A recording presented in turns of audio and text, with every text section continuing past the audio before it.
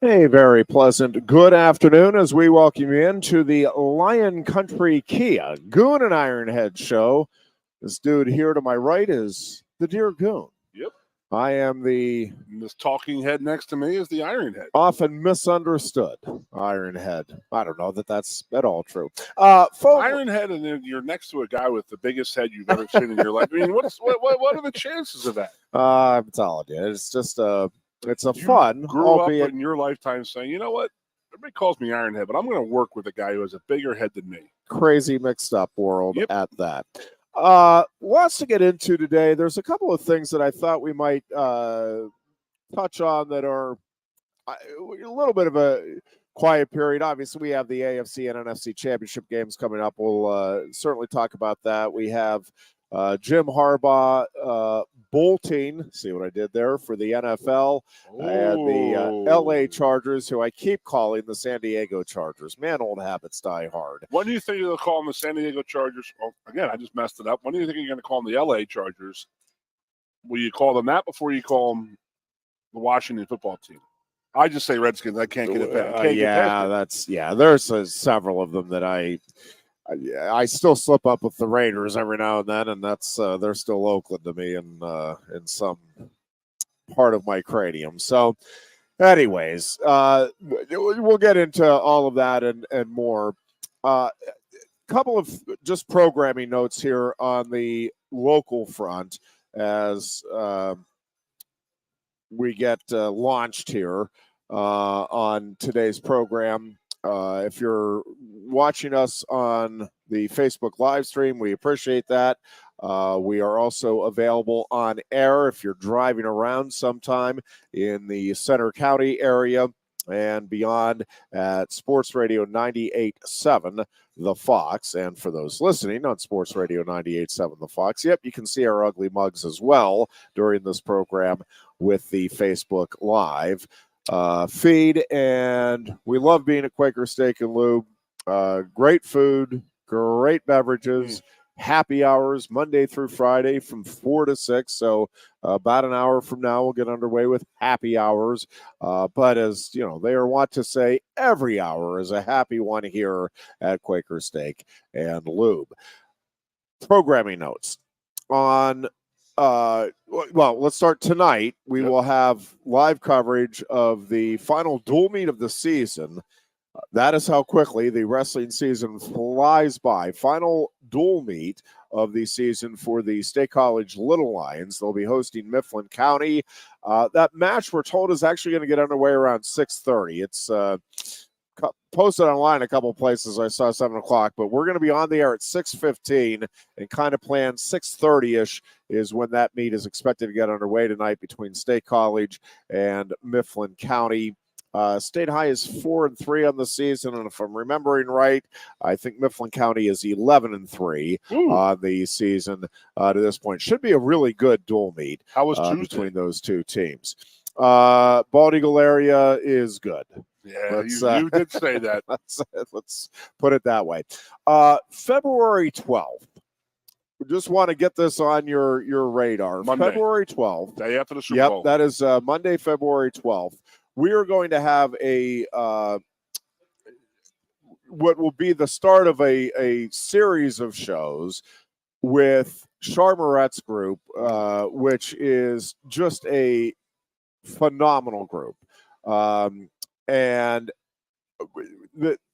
the idea of this is to promote women's sports, but to more than that, just highlight the accomplishments, the people involved, the possibilities for young girls, but also for alumni and for women who have gone on and had success in life to have an opportunity to give back. And it's the Teammates for Life is Charmorette Curtis's new venture. And so we're teaming up with her and the group, and we'll be at Cafe 210. This will be on Monday, February 12th. We'll be in that back room where the music, if you're familiar with Cafe 210, where normally the musicians are. We'll be on that stage. Yeah. Sometime you ought to go downtown. There's some neat establishments down there. Good. I've been here for 20 you'd like a couple of them. Jeez. So, someday I'll get you out. I'll drag you to these places downtown. But we're gonna have kind of that back room. Will be for people coming in for the show. That is the same night as the Penn State wrestling dual meet with Rutgers at the Bryce Jordan Center. So Jim Galani and Landon Tengwall are going to kind of team up to host the show. I'll be down there from 4:30. We'll kind of kick things off at 4:30 with a talk Q&A type stuff down there at Cafe 210 from 4:30 to 5, and then on air we'll have Sharp Moret Curtis, and also we will have Lady Lions head coach Carolyn Keeger, and again talk to them obviously about some sports stuff, but also this venture and just the importance of leadership. And I don't care, male, female, man is leadership in short supply, it feels like in this country right now. And we're going to talk about the opportunities that Charmaret Curtis is going to facilitate here and make sure we continue with that. There will be some drink specials. We have a couple of special things lined up. I'll hold off on the one announcement. We haven't finalized it yet, but there'll be some really neat drink specials, and there's going to be some tie-ins with Penn State and with successful women with some of the drink tie-ins for that evening. If you are going to that Penn State Rutgers dual meet, we would encourage you to come on down, grab Great a bite idea. to eat ahead of time, check out the show, check out the food. Again, I'll be down there from about 4:30 to 5:15.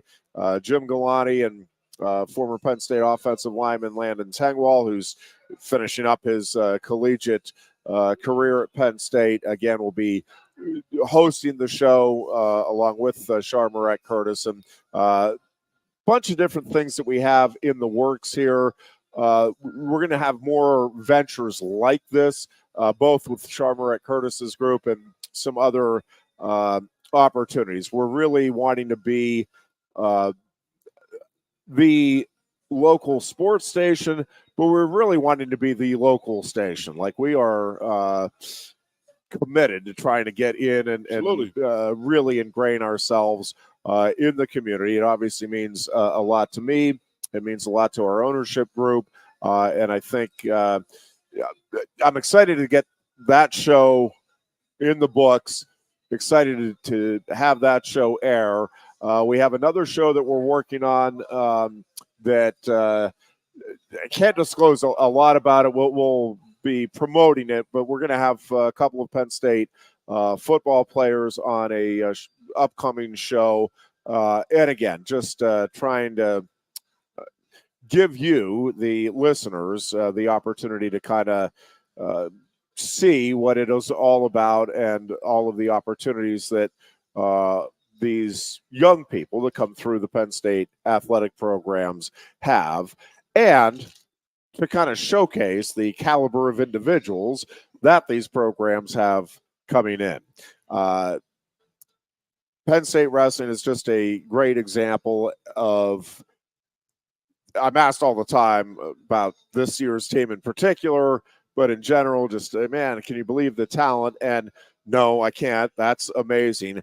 But I'm telling you what is more amazing, and what I think Penn State should take more pride in, is the caliber of people. And you know that these folks are going to go on and be difference makers in a very positive way after they get done with wrestling, after they get done with Penn State. And that is, to me, the really neat part. I may have confused some stories. Like I told you, I was watching that Michigan bout on Friday with my brother and his wife, and they're not into wrestling at all, but they were. And I was talking about Brooks. What does he do the night before matches?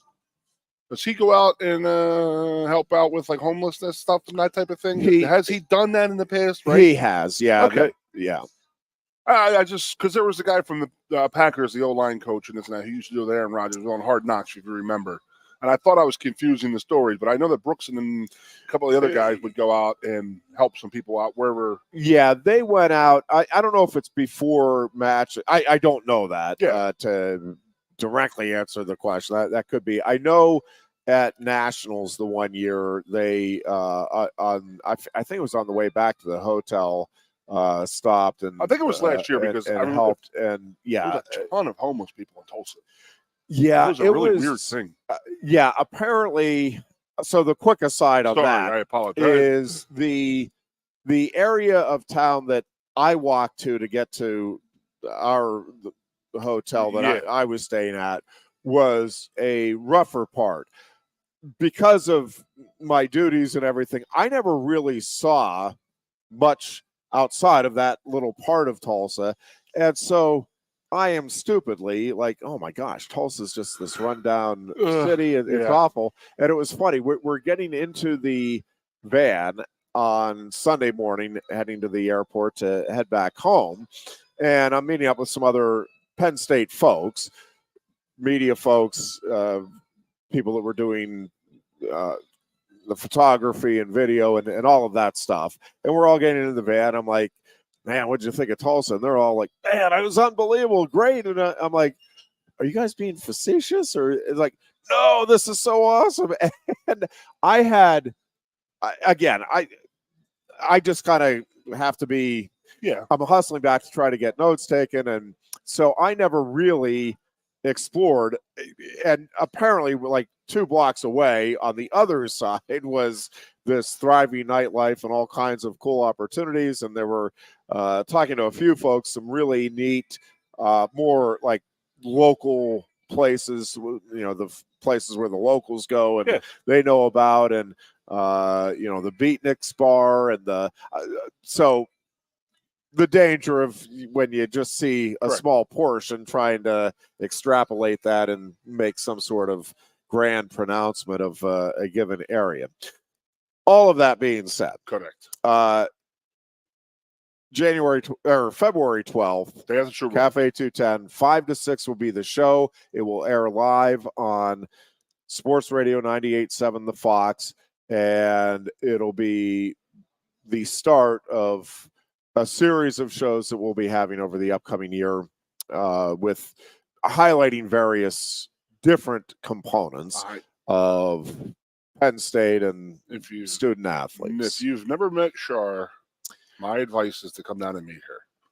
She is a special, special, special person. Loves Penn State, does a lot of stuff for Penn State, but outside of it, her name is gold around this country in that sport. And she is just the two things I think of when I think of Shar is good Philadelphia just people. A genuine, authentic person. Like you're going to get the truth. She'll say it in a nice way. I mean, she's a very nice person, but she sees through BS and she doesn't spend any of her time trying to heap it upon anybody. But also, other than Joe Paterno, I don't think there has been a better ambassador in my lifetime, and at least in through the years, mid '80s on, that I've been associated with Penn State. I'm on board with that. There's been no better ambassador for at least Penn State athletics, but I would argue probably Penn State, period. Again, with the possible exception of Joe Paterno, than Shar Curtis. And she is somebody that just takes a tremendous amount of pride in all of Penn State. Like, obviously, she was focused on the field hockey team, but it was never about just her team and what can I do to get my team the most it can get. And that's not to say she wouldn't fight for her team, but she also did have and does have the big picture involved, and thus the Teammates for Life venture, which is, again, really connecting professional women who have had success personally, professionally, in life, and connecting them with these student athletes today And It's like a mentorship program type of thing. Yeah, it's along those lines for sure. But it's networking, Sure. which obviously for anybody in any business is absolutely vital. Female athletes. This one is female athletes. She's pushing that, which is her thing. I mean, but you go back to, I got to cut you off with you said the Paterno thing and how she has been this and that. I have always said I had a lot of friends who were field hockey players, and you could tell how good a person Shar is by her team, and every one of them would drop the gloves. Yeah, if you talked bad about her, they loved her that much. As much as we love Joe. And, I mean, get back here a little bit. We hated Joe when we played for him. You know how it is. It's the head coach player syndrome. Exactly. You don't hate Joe Paterno. You don't hate your head coach. You don't hate anybody. But he was very stern and very rigid and had a lot of his rules and this and that. And you're 18 to 23 years old. You're like, what do you know, old man? Type of thing. And you leave, and then you're like, oh my God, the guy was right about everything. Type of thing. But when you're here, it's tough. It is tough. But her girls, she kept them on the straight and narrow, and they played tough, and they won a lot of games. And they just took on her personality, which was, I mean, she would have been an Olympian in '84. Yeah, 80. Yeah, she got screwed. Yep. That. I still get mad at that for her. Yeah, because she's such a good human being. Yeah, she truly is a good. And then they've called and asked me, do you guys want to get involved? What can we do and this and that? And I said, sure, whatever you need, I am on board. Whatever you want, whatever you need, I'll do anything you want for me. I can do for you. So, just a good girl, good lady, great lady, and she's doing great things as she always has. Yes. Yeah, no, this venture is pretty cool. We're excited to be a small part of it, and looking forward to that kind of kickoff event for our partnership, at least in a public display. Wanted to just touch on something, Goon, and I'm more just curious if you have thoughts on it. Rob Gronkowski has come out. There's a law that is proposed now. Governor Gavin Newsom has said if it gets to his desk, it's not going to be signed into law, so it's not something that's imminent. But there is a proposal in California, and again, it's ultimately not going to go anywhere for the time being, at least. But the proposal is a ban of organized tackle football, contact football, until, I want to say, and I should have looked at, but I think it's at least until 6th grade, and it may be until like 8th or 9th. Again, it is not going anywhere at the moment. Rob Gronkowski has come out in favor of it, saying that, little kids, young kids, elementary school kids should not be in tackle football, organized tackle football with the pads and the helmets and everything. Now, a lot of people are citing the health concerns of that, and I think there are some legitimate concerns. I will say, so when we backpedal just a little bit, our kiddo, and I'm not a huge fan of the government stepping in any of these situations and being like, this is absolutely what can or cannot happen. Perfectly fine if a parent wants to do it, and perfectly fine if a community is like, this isn't good for our community. My opinion here. With our kiddo now is expressing interest and wants to do tackle football. We have some reservations. He's 8 years old. Okay. What grade is that? Third grade. Okay. And he has a couple of buddies that are doing it. We talked to the one friend's father, who we're pretty good friends with, and he is one of the coaches. And anecdotal, but they had, I think, just one concussion type issue last year that was related to football. There was another kid that had, unrelated to football, some issues. But so the in terms of head injuries, the case that was presented was, there's not really much there. They're not these kids aren't running that fast, aren't that big. They're not hitting hard enough in essence to have major injuries. The let me. What are your thoughts on organized tackle football, pads and helmets? I got you. At the elementary age. I never have been a fan, but I'm also. Let me think now. So I was the 6th of 8. I had an older brother, Chris Buck, who played here. He was a heavy kid, and I was a heavy kid because I was 6 foot, whatever. I was 6'2", 185 in 8th grade. Yeah. So if you go back to when I was in like 4th or 5th grade, and because that was weighted football back then, and you were playing against kids that would have been 4 or 5 years older than you. Yeah. And that's what my older brother had to go through. So my mom would not let me play until 8th grade, personally. I hated it, the fact that I couldn't play when my friends were playing and this and that, but I completely agree with 100% with why she did it. And to that point right now where I don't know what age they're talking about, but I'm on board. I mean, there's no reason to have tackle football in, 2nd, 3rd grade to me when you could play flag football. That's where I'm at. Because again, if the football is going to be by your age and everybody's the same age, and you're going to have to learn how to play with guys that are bigger than you, like that was the issue back in the 70s and 80s with us, was the weight football and stuff like that. So now if it's just age, I'm completely cool with it. But maybe like starting in like 6th or 7th grade with the contact football, because I don't think you're really. I mean, again, you're not really. You said it. You're not really doing that hard of hitting when you're 3rd, and when you're. I mean, I just don't see Reg like getting enough energy behind him and tackling somebody and giving them a concussion. You know what I mean? Yeah. Now, if you have 2 guys, now what I see online is like, mom and dad, not dads who are coaching football and they're doing Oklahoma drills. And you're like, dude, like, come on, man. Like, what are you doing here? Like, oh, well, you got to separate the men from the boys. And come on, man. That's the old school. You got to get rid of that stuff. Yes, I would like it. I'm on board waiting until 6th or 7th grade to play tackle football. So if Reg has got to play flag football for a couple of years, which is fine. You're getting football. You're playing football. You're learning how to pass, learning how to catch.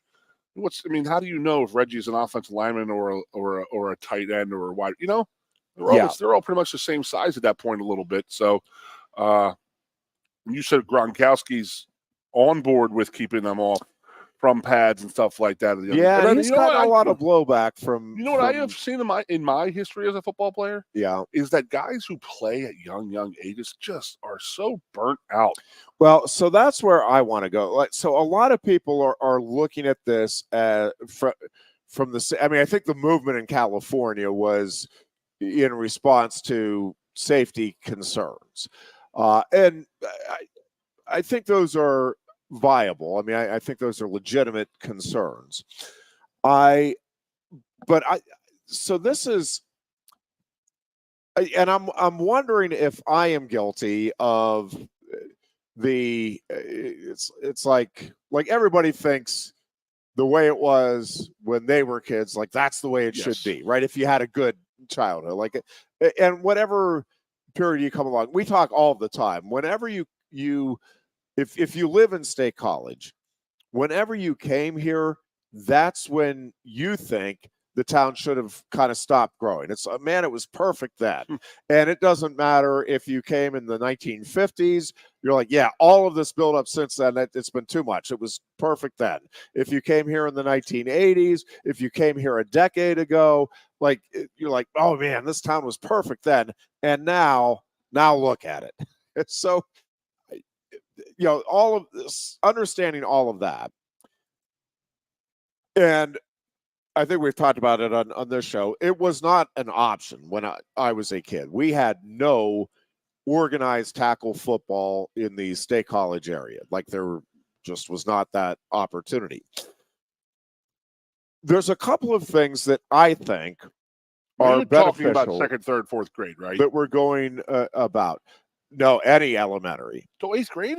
Yep, 7th grade was the first. Junior high was the first time you had a chance to put on pads in the State College area when I was a kid. I think in all of Center County. I don't think any Center County schools had And if I'm wrong about that, we have the somebody Bulldogs can now, the Center write in. Bulldogs. So we had a very active, athletic-minded neighborhood. We had 3 Penn State football alumni in our neighborhood. Jerry Sandusky, famously now, was 3 doors down from us. We had, it was just a very sports-oriented neighborhood. So was ours. And so when we were kids, elementary school age, we did some organized sports, like soccer was the big one. I feel like everybody went through and did soccer. We did bitty basketball, baseball, and then there was basketball and wrestling. I think started a little bit later, at least in my mind. That was the case. Maybe 3rd, 4th grade. We I think had some of that stuff was wrestling wasn't in our area. Go ahead. Offered it at a younger age, but football was pickup game time. Like, we would come home from school, throw our stuff in our house, and we'd all gather at the churchyard. And if you're familiar in the area with the Methodist Church on Branch Road there, like, that was our playground when I was a kid. They have a nice, I think it's like a community garden now, or at least maybe it's their garden, but they have a garden there. That was not there. Basically that entire churchyard was, and they were kind enough to let us use it. But I mean, it was basically our football field, our wiffle ball field, our whatever we needed it to be on a given day field. And hours upon hours that we played till there. the streetlights came on. There's a couple of things about that I just wonder, and I'm not as probably 10 years ago, I was kind of adamant that it was critical, important that you have those pickup games, and that you have, I still, my preference would still be for that, to have some of those opportunities, because, and take the safety out of it. I mean, I do think safety concerns and how justified those are or not, debatable. But with pickup games, the kiddos, right? I'm talking about pure pickup games. Like, we had no adults around. Nothing. Now, adults were nearby. If somebody got hurt, we would run over to the house and get them out immediately. I mean, which was nice. But no adults supervising, none around within. I'm sure there were some watching and probably laughing at some of the things they were seeing and all of that. But there's a couple of things that I think were really beneficial about that, and even for my preferable to like flag football. And number one was the interaction with peers and figuring out amongst yourselves. Now, we played tackle, so different tackle than with pads. Correct, no pads, no helmet. You played rugby, and so we pretty much. So we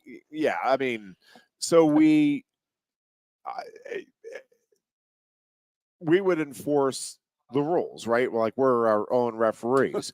And one of the things, like, you would do, I remember the one day, so again, we're like 8, 9 years old, and I had learned about the shovel pass for the first time. And I think it was through my dad. I don't know if we were watching a game, and I'm like, wait a second.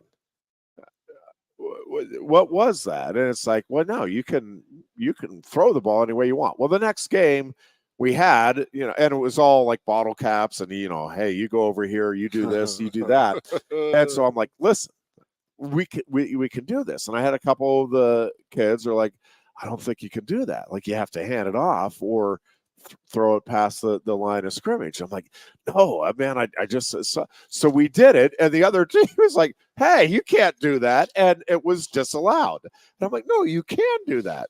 Well, one of the lessons that comes from that, though, is even if you're right, sometimes you're wrong. Like, the majority rules, right? Like, that's even if you are right, you're wrong in this particular situation because, it was not. And, the other thing that came from that was, hey, everybody's got to kind of know what the rules are ahead of time.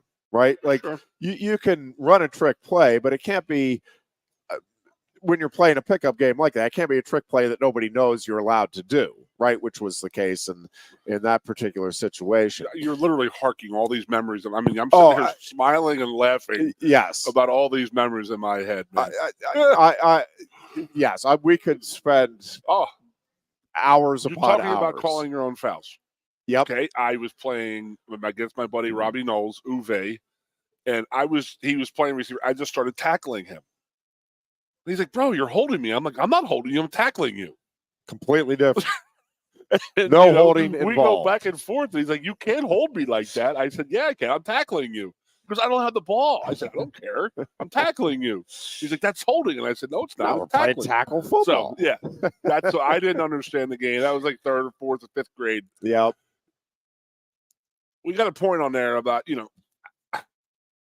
see, you could even say that no helmets and no shoulder pads might lead to more concussions in the flag football world. Because there is no protection of the kids, and they are playing the same. They are going up for passes, and it is interesting, right? There's been those studies that soccer supposedly you have the most concussions because of headers and I mean, listen, if you're living life, there are risks. Like, that's just part of. And certainly, if you're playing sports, it's inevitable you're going to get hurt. If not injured, you're going to get hurt. You're going to get a baseball to the head. You're going to get cleats stepped on, on your fingers. Like you are going to get hurt at the very least. And many folks are unfortunately going to get injured. It is, part of the risk of playing sports. Did you go seasonally? Yeah, we did. Was football. Yep. So we had basketball, wrestling. In our grade school, track Early and Martyrs, baseball. We had a huge parking lot for the church parking lot, and they had a big route iron fence about 150 feet away. So we played tennis ball, and that was you had the wiffle ball bats, and then you tape them up with electrical tape and stuff. Yep. Like that. Stuff the wet newspapers down. Remember how these things were like 12 pounds, and you're hitting the tennis balls. We used to play tennis ball a lot. Basketball, obviously, that was the easiest to do. But you didn't mention it.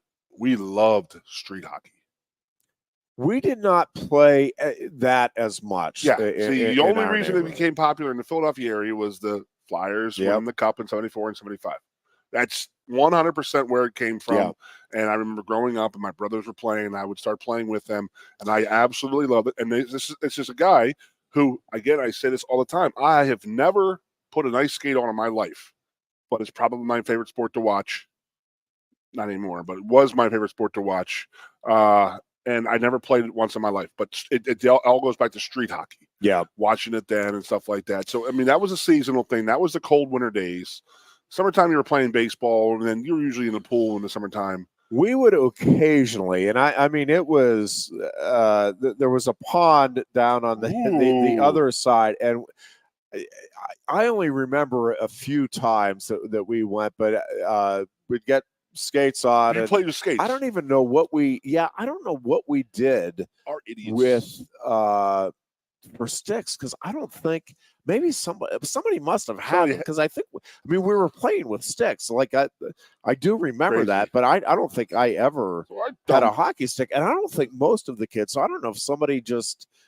I really don't remember now how we had. No, we had sticks, and we did play a couple times with no skates. That was what I was going to say. Dumbest thing you've ever done.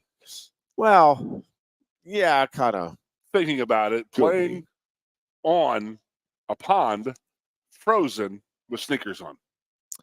Yeah, like how hard that is to do, and not easy. Oh man, so. Maybe we did. Totally down. Well, usually with hockey, it was like somebody was involved and they had like 5 or 6 different sticks, and they would just throw them onto the ice, and you just pick up and grab what you had, because not everybody had goalie pads when they're playing street hockey, so someone had to bring all that stuff. And I don't. I always really don't. The little brothers were the goalies, always, and they used to get peppered. Oh yeah, you want to hear about a beating me and my little brother took? So we had a nice flag slate back patio. and that's cemented in and stuff like that. But ice can do some damage. So we turned the hose on one morning when it was really, really cold, and we froze the whole back patio up to the door, and my dad was furious. Really? Not happy? Not happy. We're taking slap shots off of his new his flagstone and cement, and just chipping stuff. I sent a wrister into the window, almost broke a bay window type of thing. It was just bad, but it was it was awesome. So I remember my older brothers were really into the street hockey thing, so we didn't have the money to have goalie pads. So I don't know what it was. I think somebody's dad owned a foam company, and they had these big blocks of foam, and we had everybody used to bring their dad's belts, and then you would cut holes through. There was like 3 belts on each leg, and they had these big foam goalie pads. And then once it starts getting a little bit hot, those things are like 88 pounds because they're just sucking in the water when you drop to your knees on the ice, and there's all kinds of water all over, and it was great. I loved it. There's nothing I would change about my youth. I agree with Gronk in saying, let's hold off on putting these kids in pads. But I'm also of the ilk of, and this might be an expense thing, like you see these college football and high school kids playing on the 7-on-7 tournaments, and they're wearing those at least protective headgears. Like, what neighborhood can afford those? Yeah. So you're talking about organized football. That's fine. If you're going to have a flag football, are they going to have protecting of that? That's what I would be worried about a little bit. But I am 1 billion percent behind waiting until at least the 6th, maybe even the 7th grade, until you actually have, when you're 12 years old in 6th or 7th grade, I believe, you're starting to get to that point, size-wise, where you're bigger and stronger than other kids that are younger than you. So you may want. I personally would wait until 6th or 7th grade to start playing football, like full contact football, like that you would see on television. Now it's fun watching little kids play. I mean, I've gone and I know the Center Bulldogs because I've actually gone and spoke to them a couple of years ago. But they have a ton of teams down there. I don't know in Philadelphia, my area, they had the Abington. They had the Abington Ghosts is my brother's team, former team, but they had a younger kids team. They play down in like the national title all the time. They're very, very good football. But then that's another problem with my area growing up, because like I could grow up, that within 10 miles of my home where I grew up, there was 4 Division I football players. Is that right? In 4 different high schools. Wow. Okay, Mark Zadoveski and myself, we were both. He played at Bishop McDevitt. I played at LaSalle. We had an NFL player in Sean Wooden. Zat and Sean both went to Notre Dame, by the way. And then there was a young kid down the street. I didn't know growing up at all, but a kid named Eddie George. He was down on the. He was down the other side. I don't know what happened to him. Yeah, so there's 4 of us right there. Then you could actually throw Marvin Harrison in there too. He was down in West Philadelphia, which is 15 minutes away, 15, 20 minutes away. You have 5 Division I kids there, and that's 5 different high schools. But all me, Zach, Sean, and Eddie, we all could have gone to the same high school. And that's crazy to think about. Yep. So, yeah, that's good. We'll talk about a little young sports. I mean, I loved growing up. I mean, we every day it was a sport. Now, we lived a little bit out of town a little bit, so we didn't get down into town, but like weekends and stuff like that, we definitely hung out all day, all night, drove down, rode our bikes down the street, and then obviously street lights come on, you got to get home. You got to get there. So, but we played more in our backyard.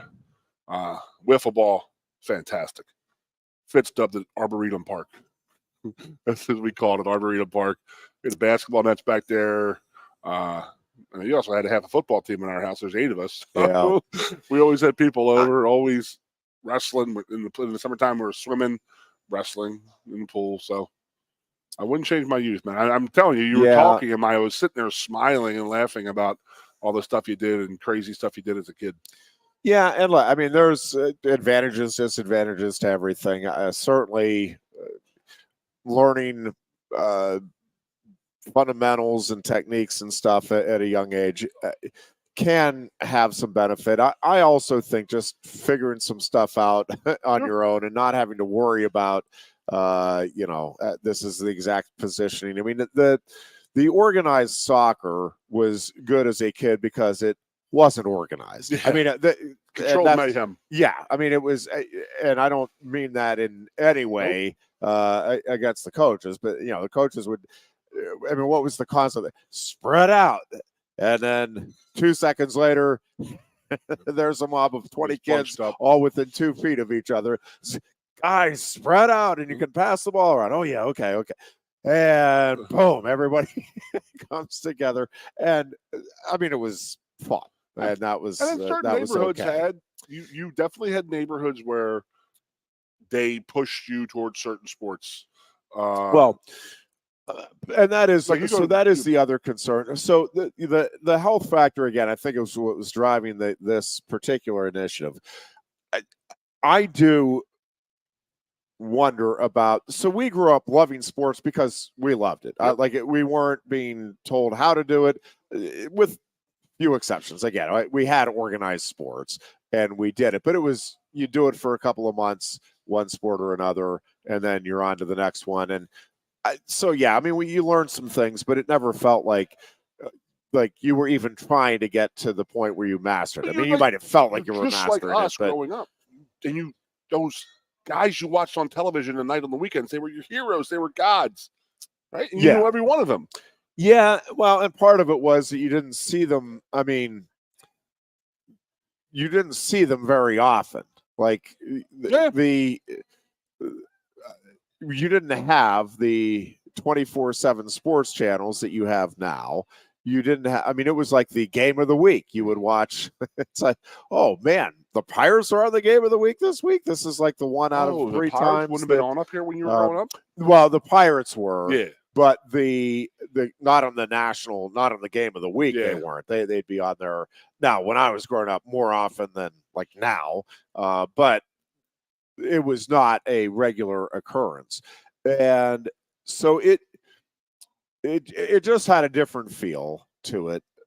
And from a childhood perspective, I'm amazed at the number of kids in this area, at least, who are year-round sports specific at a young age, like young being 6, 7, 8. Now,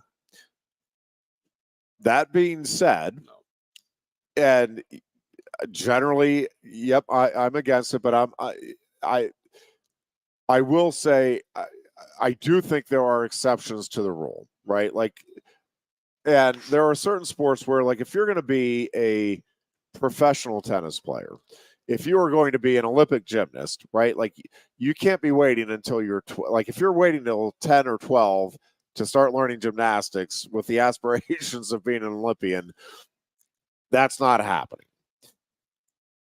Can debate the merits of whether that's good or bad, and we can get into that someday. But I mean, but you look at the burnout factor, and I think we've talked about this before too, but like David Taylor loved Daddy wrestling. again, by the way. What's that? Daddy again. Yeah, congratulations. For the girl. Yep. When he was a kiddo, like, he fell in love with the sport. Like, it wasn't being pushed upon him, and it's like, hey, let's go do this other stuff. And he would do some other things, but like wrestling was pretty early on for him. Just like, he loved it, thrived in it, obviously was successful at a young age. That is the exception of the rule. A good number, I won't say most, but I think it is most. I think I will say most. I've talked myself into it. I'm saying most. Get it. Most kids that are going year round at ages 7 to 8, they are done by the time they get to high school. At some point during their high school career, they're like, my mind, my body, like it's I'm good. I want to go do something else. And or you just reach, you hit that peak, and it's like, okay, again, mind, body, like, there aren't a lot of people. And again, there are exceptions. I'm not saying never should a kid do any of this stuff. I always make the comparison. There are kids out there who at like age 3 are unbelievable pianists, and they love playing the piano, and they are enthusiastic about it, and they're unbelievably gifted. It happens. Like, there are situations where, yep, it makes sense. Kid absolutely loves throwing the baseball, but even there, again, you've got to be, I think, cognizant of what the human body can take, and make sure you're giving rest, recuperation along the way over the course of the year, right? It can't be with anything that you're just pounding from a young age right through college. So at the end of the day, I don't think the movement in California, I think it comes from a place of good intent. I don't think, for me personally, like, I don't want the government saying, absolutely, parents, if you want to enroll your kids in tackle football, you cannot. We will not allow you. But I personally would advocate for, do flag football or just pick up games until you get to that, like 6th grade now is middle school. And again, I don't think it's the end of the world. I don't think you're a horrible parent if you're putting your kid in there and having them play tackle football. Our kiddo really wants to, and I'm not sitting here telling you that there's no way we won't let him. We're having that discussion. We're strongly leaning toward. We definitely will do flag football before we do tackle, if we do tackle. I mean, we're going to do another. We've only done one season of flag football to this point. And we have to have a little more familiarity and understanding with the positions, how this all works before we attempt tackle football. But it is tough when you are in a community like ours, which is very competitive driven. And I don't think that's necessarily a bad thing. I don't think it's necessarily a good thing, but at an early age, I think you need to allow kids to be kids as well. And I wonder if with some of this stuff, we're really allowing that to happen the way I think it should. What I also see nowadays, and you hear about nowadays, is more kids quitting midway through the season. So if I have one thing to say to you, and that would be you and Marissa, is just don't let them quit. Don't let them, because I see it so much. And I'm like, oh, he doesn't like the coach, or he doesn't like this. And it's like, but you know what? That's adversity. I don't know. I'm not going to tell anybody how to be a parent. I'm not a parent. So, but I was my mom and dad's thing. It's like, when you sign up to play, you will play. You will not miss a game. You will not miss practices. You will be there. You are committed to this. And if you don't want to play next year, that's fine. Yeah. But if you commit to play this year, you will be in to it 100%. Yeah. Yep. No, so this leads into a nice little discussion right here. I know we're going to go to a break here, but Joe Mauer, first ballot Hall of Famer. Yep. Did you see his high school career? I did not. He won Mr. Football in the state of Minnesota over Larry Fitzgerald. That's in itself is unbelievable. He averaged 22 points in basketball a year. He was first team All-State 3 times in basketball, and then obviously a 3-time All-State, 4-time state champion baseball player in the state of Minnesota. Not bad. There's a guy. I guess you're okay. Now, there's a guy who, at youth, you can go from sport to sport to sport. That's how I did. You get done football. In the basketball case, you give you a weekend off. Maybe you lost your last game, and then I'm starting basketball season. The basketball season started, November 1st, and then you're still playing in late November. You missed 3 weeks, So now you're in football shape. You got to get into basketball shape. So it was a tough thing. And then getting into track, wrestling is more winter sport. But track and baseball are the spring sports. I mean, that's usually the progression you're in those sports. But that's how we were always busy with those type of things, and then sports and stuff. I would tell you that the year I tried my senior year, I told my basketball coach, I said, listen, I got a scholarship anywhere I want to go in this country, anywhere I want to go. He knows, I know. He goes, I know. And he goes, and I said, listen, I don't think I'm going to play basketball this year. I mean, I'm 240 pounds. This was the year you pursued your gymnastics dream, absolutely, if I'm not mistaken. Yes. I was first team all state in the rings. Yeah, I remember that. The Iron Cross. Yeah, there's still videos out there. Oh, yes. I had a cigarette. Yeah, in my I mouth. gotta Google those.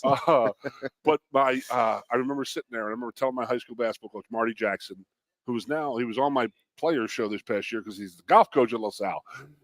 I said, Marty, I don't think I'm going to play this year. He goes, why not? I said, listen, I just want to lift. I got to lift and get stronger. I got to go to Penn State. I want to do this. He saw right through me. He knew what I wanted. I wanted to go out with chicks, drink, go out with chicks, do all the stuff that a 17, 18-year-old kid does. So I got home that night, and my dad sat me down, and he goes, what's the word? I hear this. You don't want to play basketball. And my dad never, ever would insert himself into a situation unless it was a dire need. He'd let their kids make their mistakes. Yeah. And he says, what do you want to do? I said, well, Dad, I got to get bigger and stronger. I got to go to football. I want to go to Penn State next year. I got to get in the weight room, And he said, well, here's the deal. What time you done class? I said, my last class, I'm done at 2:05. He goes, I'll pick you up at 2:15 every day. I'll bring you back to my shop. And he goes, you can throw tires around for the last 3 or 4 hours of the day. He goes, you'll get a great workout in, and you're going to get nice, big, and strong. And I looked at him and goes, I think I'm going to play basketball, Dad. So I ended up playing basketball my senior year. Yeah. So looking back on it, and I said, my basketball coach and my mother and father had a pretty good relationship. We had some players, my brothers and stuff like that. So he may or may not have stopped by my dad's shop after I dropped the news that I wasn't going to play basketball that year. And we had lost two city titles to Roman Catholic and Marvin Harrison, 2 in a row. And the selling point for my coach was, we got to get those guys. We got one more chance to get them. Let's go out and get them. So we ended up winning and went to the final game against Roman again and lost by 36 points. But I would I would definitely say athletically, the big thing now with offense and defensive linemen is wrestling. Yeah. So you are really seeing the similarities between using balance in your hand and leverage and stuff like that. Yeah. To the point where I was like, I wish I had wrestled in high school, but we really didn't have that big of a program. It was good. Obviously, McDermott 2 years after me, but basketball was the best thing I needed because it just, I could have been a little oafy until I stopped growing. And then I stopped growing when I was 18, height-wise, and I started to fill out and learn how to use my body. And that happened my last year of football and last year of basketball, and it was night and day from my first 2 years on varsity to my last year. So multiple sports. And then in the spring, I did take the spring off. I didn't throw shot put that winter. I did. We'll talk about it off the air, but I agree with Gronkowski. I see all of the sides. I love the fact that if kids could play, I just want more kids to play. Well, and that's so that is the other. So that among the discussions I've been having just with folks, it's like, well, honestly, I'm at a point where if my kid wants to do something that is active, I don't care what it is. We're signing them up. Not doing this, right? Not doing the video games. So there is that component too. Listen, I think it with everything, right? It's like, I don't think it's the end of the world by any stretch if you have your kid playing tackle football. Not what I'm saying. I do think I think you need to be thoughtful about the way you're approaching sports with young kiddos. And, if tackle football, they're doing tackle football and then wrestling, they're the kind of physical sports oriented. I mean, I get it. It makes some sense and all of that. I think you need to be careful. And you need to be careful with anything and everything when you're dealing with kids. So maybe that goes without saying. But again, I don't like the idea of the government saying. That's exactly what I was going to say. You don't want the government coming in and saying you can or can't do this. No, that's me and Carrie have this conversation. And every parent, again, and I'm not saying. again, I would have been more adamant about this like 10 years ago. Yeah. I probably would have been, you're crazy if you're putting your kids in tackle football. No. I've seen, I know some of the kids that are in it, and it's like, well, no, that's fine. It makes sense. And they're doing fine. And so it's not like everything. It's not a one size fits all type of situation. You got to decide. And every, we had, there were a couple of parents when I was coming up, and this is, in the 80s, that are like, and they were good friends of mine. They're like, yeah, my mom won't let me play football. I'm like, I was me. Well, you can come kind of out. had to tell my friends I'm not allowed to play football because my mom won't let me. What? You're so big, you stink. Yeah. But I do have to ask you this. Yeah. You know how many times I was asked to produce my birth certificate playing Little League Baseball? I can imagine. My mom usually just bring it to every game. When we used to play All-Stars, because it was like one of these. She's like, here it is. Yes, we know he's 6'2" and he's 12 years old. Yes, we get it. That was always funny to me. I grew up with Italian guys who were bigger then in 6th and 7th grade than they are now. Yeah. Yeah. And these guys were out. They were full size in like 7th grade, just mauling people. And then we go to high school, and then you catch up and you start beating them down. And now you look at them, and they're still 5'7", 5'8", like they were in 7th grade. Some funny stuff, man. Hey, you know what? We're not having a great topic today. It turned into a hell of a conversation, Ironhead. We're going to take a break from this conversation. When we come back, we'll talk some Penn State sports and some NFC and AFC championship game. Goon Sunday. We will be back with more of the Lion Country Kia Goon and Ironhead show. Coast into fall with a new Kia from Lion Country Kia. Right now, get a 24 Kia Seltos for 5.25% APR for up to 48 months. A new Sportage plug-in hybrid at 0.9% APR. Check out our 23 Sorrento hybrid for as low as 4.5% APR. And don't forget, all 2023 and 2024 Kias come with a 10-year, 100,000-mile limited warranty. Stop in and meet with one of our sales experts today and coast into fall at Lion Country Kia. We want to see you in a Kia. Since retiring, I have spent my time searching the countryside for the hottest wings in America. I always seem to end up disappointed. You call these hot? Back off, Luigi. Mamma mia. You hands it, busboy. Your wings suck! I knew I should have stuck with Quaker Steaks Triple Atomic Wings. You think I'm tough enough? The Center Hall Farm Store has been serving Center County and beyond for well over a half century. A small family business, the Center Hall Farm Store specializes in animal nutrition and manufactures its feed fresh using local ingredients. Get the best in horse, cow, pig, chicken, and bird feeds. If you're not already a customer, stop in and see why so many of your neighbors are. The Center Hall Farm Store at 110 West Allison Street in Center Hall, or call us at 814-364-1393. Sioka Toyota of Williamsport invites you to stop in today or check us out online. We have the smart path to your next Toyota, like the all-new Crown, BZ4X, the all-new Grand Highlander, Corolla Cross Hybrids, Sequoias, and more. Over 100 new Toyotas here and on the way. Don't make a $1,000 mistake. Choose Sioka Toyota of Williamsport and see the Sioka dealership's difference. Buy or reserve yours today and see for yourself why Sioka Toyota is the only stop you need for your next new car. Sioka Toyota, it just feels right.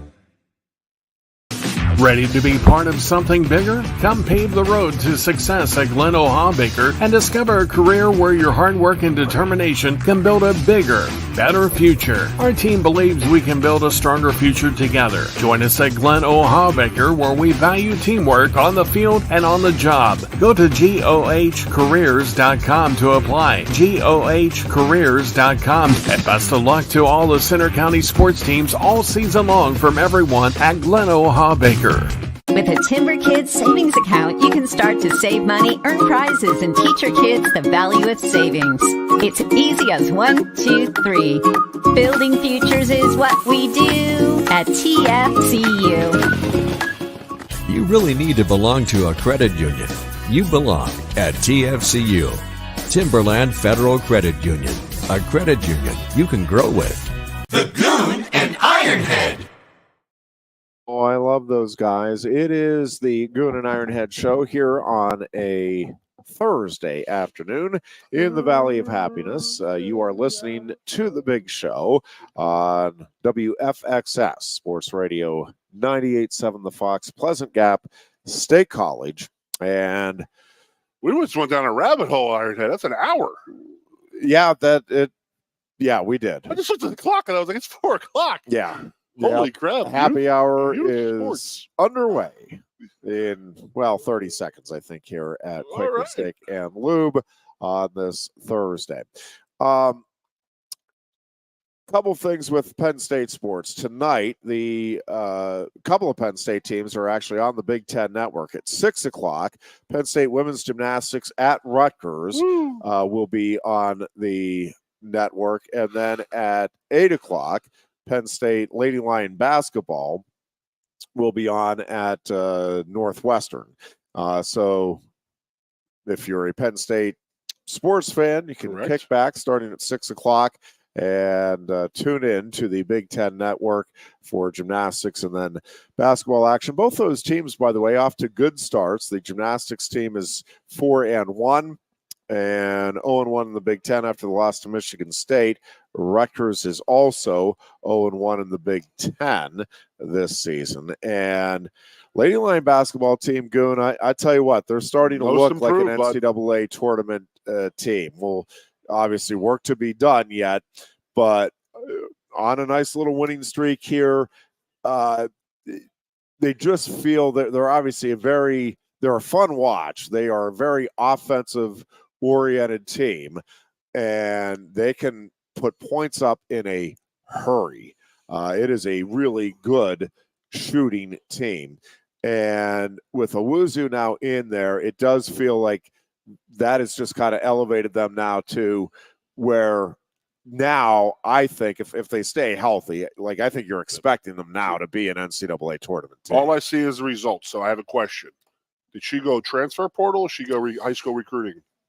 Owusu was transferred. Okay. Yeah, she came in from, originally was at Maryland and then Virginia Tech and came in January here to Penn State. So, yeah, we'll see if they can keep it rolling. Good opportunity tonight to complete the season sweep of the series with Northwestern. And again, just keep the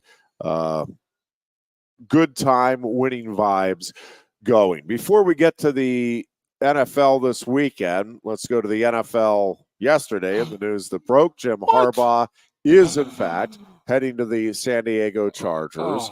And it is going to be interesting to see what happens with the Michigan program. I think a lot of people are presuming, and it may very well be the case, that Sharon Moore is going to be the next coach of Michigan. Deserves it. I think so, but I also think if you're Michigan, you need to, I don't think you necessarily do what everybody wants. I think you need to look at, hey, if you think there is a coach out there that can do a better job, then I think you go for it. Except, and the argument against that, it's like, well, no, that's obviously you got to go get the best guy. And Sharon Moore may very well be the best guy. But the other thing that comes into play here now, to me, is if you're Michigan, do we want to go through, like Alabama is going to go through a transition. Right. Now, I'm not sitting here telling you that there's no way they win the national title next year, but it is going to be amazing. There's no way Alabama's winning the national title next year. It is going to be amazing if they do. Like, we have a better chance of winning a national title than Alabama. So if you're Michigan, now I think Michigan's going to have a tough time. This was a very senior-laden Wolverines team. Correct. So they are losing a bunch of players no matter what. Eligibility is up. But if they bring in somebody from outside of the program, right, you run the very high-risk probability of losing a good chunk of additional players. A lot of the players that are there because of Harbaugh and the coaching staff that is there. And now you're in a late enough stage, right, where it's going to be very hard to find adequate replacements for guys that leave at this stage of the game. Coaching. If no Players. Okay. If right. you had, if Harbaugh says the week after they win the national title, hey, I'm heading to the NFL, then even if you bring in an outside coach and you have a bunch of defections, it's like, well, the transfer portal's wide open. People are still, it is much more difficult to try to find those guys now because we're so far into the process most of the big name guys now have gone elsewhere. They've signed, which makes me think more is, as everybody suspects, the leader in the clubhouse. Both because, again, he did a terrific job. I think players respond to him. He is young. Yep. Right. I think he's like 37, 38 years old. Like that. I mean, he is young to be taking over a college program, but obviously has the sideline experience because of the suspensions for Harbaugh, has the locker room. And again, that's not always necessarily the best thing, but I think in this particular case, it is. And with the circumstances being what they are in college football. So, presuming for the moment that it is more, there's two storylines in the Big Ten. Well, three storylines that I think are going to be really big to watch next year. One is, how does Moore do? Does the Harbaugh, I guess, curve? The formula that is in place. Does it continue? Again, there's going to be changes. When I don't care who you are, I don't care how much you buy into what a previous coach did. You're doing some things differently. It's just you can't help it. Even if you're trying to do everything the same, you're a different person, and there's going to be some things, especially on game day, that you handle differently. Not better or worse necessarily, just differently. So I think the three big storylines to me is, how does, presuming it's more, and obviously if it's not more, then one of the storylines is how does whoever comes in to Michigan handle. But can Michigan kind of keep on the same path that they've been on? They have been probably the most consistent college football program in the country. I mean, it's between them and Georgia over the last 3 seasons, right? Like those two programs have been the models of, yep, you know what you're getting week in, week out, and they produce week in, week out. Can that continue? Does Ohio State and their all chips in mentality result in a national title, or at least getting to the national championship game? I think how things gel or potentially don't gel in Columbus is the other huge big storyline in the Big Ten. And then obviously you have 4 former Pac-12 teams coming in. What kind of an impact do they make, and how do they adjust? How does the Big Ten adjust to them? Like, those to me are the biggest storylines, and there's obviously a bunch more, but those are the biggest storylines in the obviously conference. The big elephant in the room is what's he running away from type of thing. So we'll get into that a little bit in a bit. But with the Sharon Moore thing is, I think that the hiring outside of a Michigan man, Rodriguez, I think that's still fresh in Michigan people's heads, and they will probably never go outside of the Michigan man type of mantra. Is Sharon Moore a Michigan man? No, he's, I believe, from Oklahoma, but he has been indoctrinated with the hardball thing in the last few years. So, yes, he did 4 games, go 4-0 this year. It was an unbelievable. Their offensive line was unbelievable. His offensive coordinator, I mean, Jeff, they didn't pass the ball against Penn State in the whole second half of our game. That's insulting.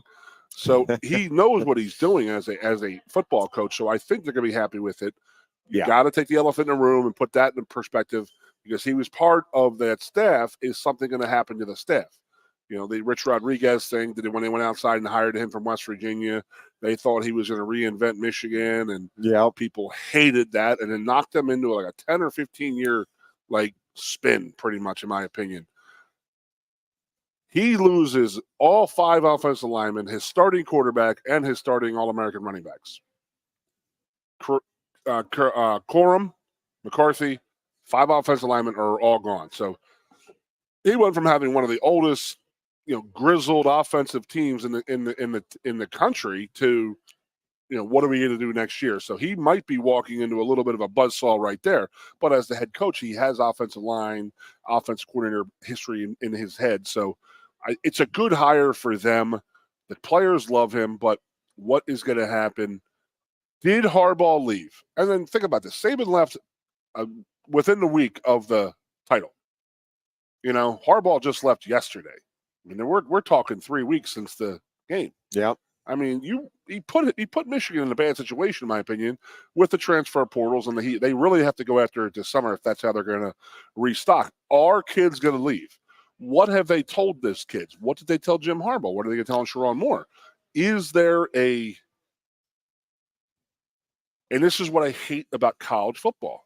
Is it the Pete Carroll syndrome of him running to the Seattle Seahawks from the USC, knowing that there were sanctions coming? Is that what Harbaugh did? And if he did, he's going to leave all those kids back there. And one being one of my best friend's sons, what is he being told? Is there something coming down the road? Or are they going to get suspended? Are they going to get everything taken, stripped, and all that stuff away? I mean, if you're asking me, I think that the answer is probably going to be yes. If a lot of the stuff that has been alleged is true, there's some big time stuff going to go happen. And Sharon Moore was part of the staff on that. So he may get in trouble for that personally, but I think it was more of a defensive thing. But the kid's dying was on the offense and defensive. He was talking to both of them throughout the game. So I don't know. I would love to know what Harbaugh has told these kids, because that's the ones that I get mad. This situation in itself is why the transfer portal, I'm in agreement with it in this situation. My guy's Jimmy Rolder. He signed up to play for Jim Harbaugh at Michigan. Right. Now Jim Harbaugh's gone after 2 seasons. He redshirted this past year. So, I mean, he's got 4 more years left to play. I mean, is he going to play them under sanctions? He's not going to play under Harbaugh. So does he feel left out because Harbaugh's gone? I mean, Harbaugh made a business decision. I get it. He may have strung Michigan on a pretty long time to get what he wanted. But somebody asked me yesterday, what's Harbaugh about? And Harbaugh's still a player. You're going to take that interview if it means you're going to get what you want from this person over here. You're going to threaten it. He's playing the game pretty well when it comes to free agency type of thing, and that's what he was as a coach. I mean, I think he was going no matter what.